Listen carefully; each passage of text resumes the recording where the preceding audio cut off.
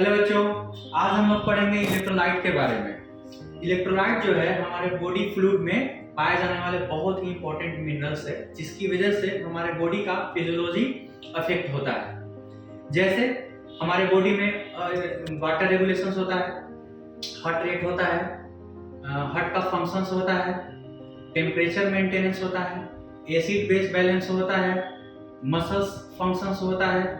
तो बहुत तरह के फंक्शंस होता है जिसके लिए हमारे बॉडी में जो मिनरल्स होते हैं वो रिस्पॉन्सिबल होते हैं, जिसमें से 6 मिनरल्स होते हैं जो इलेक्ट्रोलाइट के अंतर्गत आते हैं। मेनली ऐसे बहुत सारे होते हैं, लेकिन सबसे ज्यादा जो इंपॉर्टेंट है 6 मिनरल्स होते हैं, जैसे कैल्शियम, क्लोराइड, सोडियम, पोटेशियम और मैग्नीज।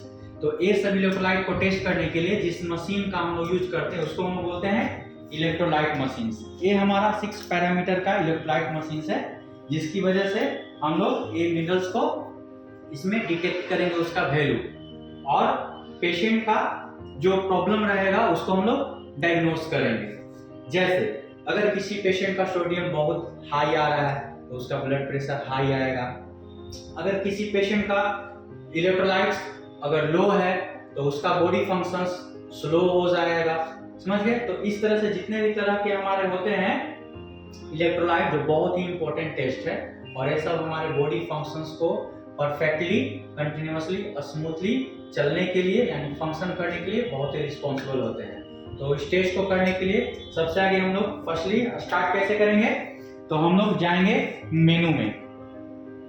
मेनू में जाने के बाद हम लोग क्या करेंगे कि पेशेंट डायग्नोसिस में जाएंगे। तो पेशेंट डायग्नोसिस में जाने के बाद हम लोग स्टार्ट करेंगे इसको एनालाइज। फिर हम लोग का यहाँ से आ जाएगा पेशेंट डिटेल्स, तो फिर हम लोग पेशेंट डिटेल्स डालेंगे।